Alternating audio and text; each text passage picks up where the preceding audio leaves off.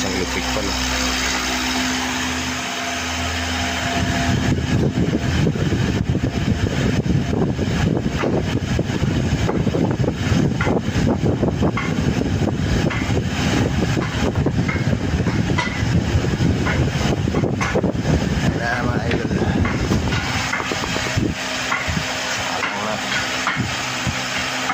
Lagyan ng bakal nga niyan, pakita ko yung mga bakal.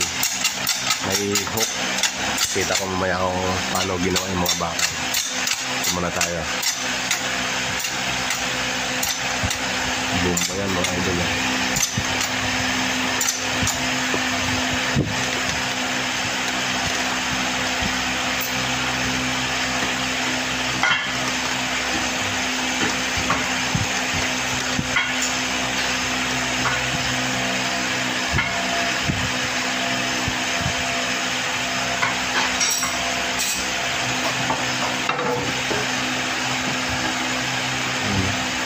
Bigat, pakit pa lang. Bigat na yan.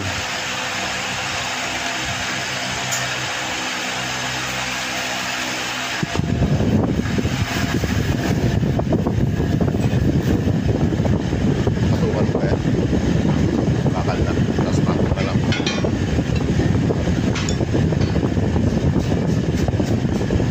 Yung bakal na sa gitna. Iihingan yan. Yung kanina doon babangga na. Tapos simple lang. Simple yan mga idol.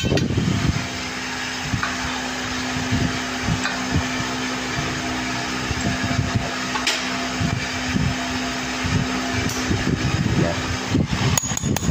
Hinihin yan. Ayun, basta tapalan lang yung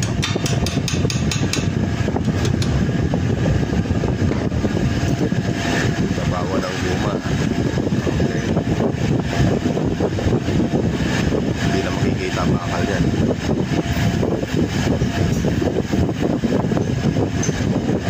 Bakal yan mga idol yan. Pura kapit na kapit yan. Magtutornilyohan.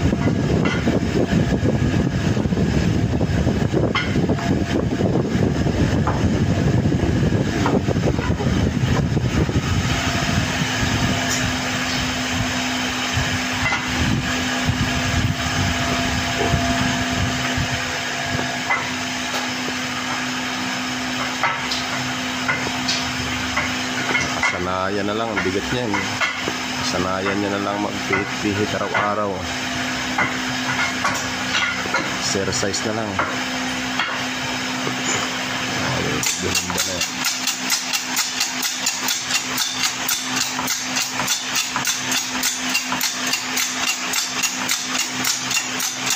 Ang ganyan lang yan, Kel. Hindi mo na kapanin mo.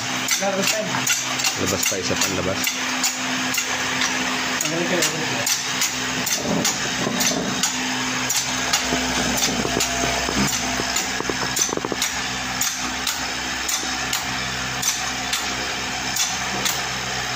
Muna tayo sa alang muna guma.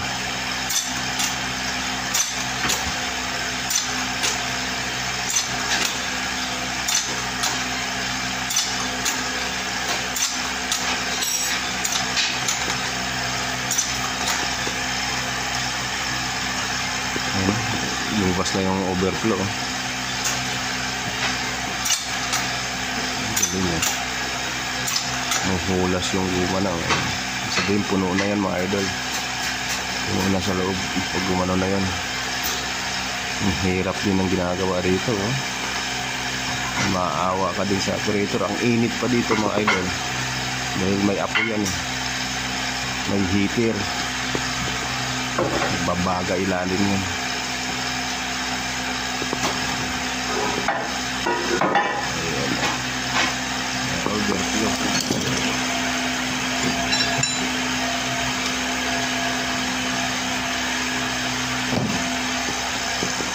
Mga idol, pag may ganito kayo papagawa, kontakin nyo lang ako, comment lang kayo. Gagawa natin yan, sasalangan natin ng guma yan. Yan o. Gagawan ko ng molde. sa salangang guma. Hindi na natin tatabas-tabasin yun. Pag nagawa pa molde, yun na yun.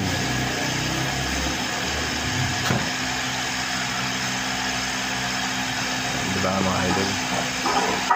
Yun lang yun.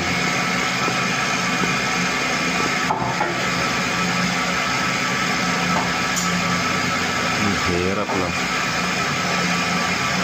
Sanay na siya eh. Natrabaho niya.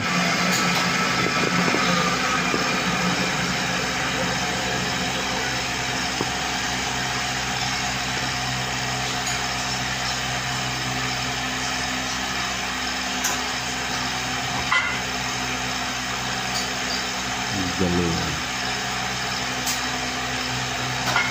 Sa kalahating oras yan lutuin. Dalawang oras din. Laki kasi mga idol.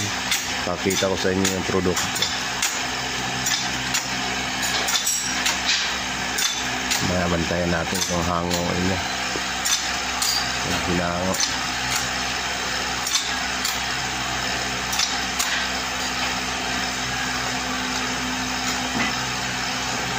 Okay na yan, idol. Antay na lang yan, 2 oras. Ito pala yung mga produkto na nasalang na mga idol. Ito yung guma ginagamit. Ayan na siya. Wala ng bakal nakikita, di ba? Yan ang mga produkto namin mga idol. Una yan, ito yung bakal na pinapalaman sa loob. Yan, pininturahan na, kakapit na guma dyan. May hook yan para di mahugot. Ganyan lang yan.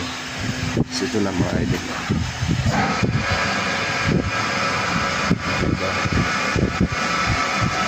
Yan yung produkto. Bali banggaan to ng sa likod ng mga truck, sa mga pabrika. Ito yun. Tapos sa yelo iba. Bali ito mga idol, yan ang mga na-welding. Ang dami. Ang dami pa. Ang daming order nito. Sa mga pabrika to, yung pag-aatras ng mga dump truck, mga tinwheeler, para hindi nasisira yung bumper ng kan. Ayun yan. May mga hook ay matibay yan. Ang dami pa mga idol. Ayan, hindi pa nang-welding. Ayun. Diba? Ayan pa yung mga bakal na yan. Kaya pakita ko sa inyo kung paano ay paghinango. Kaya nakita nyo naman kung paano salangan na eh. Ano siya guys, hangoin na.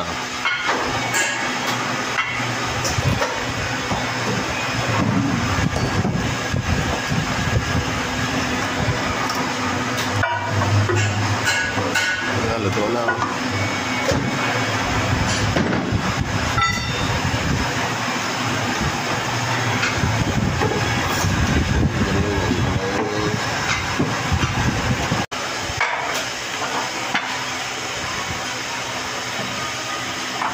Salang tatanggalin na.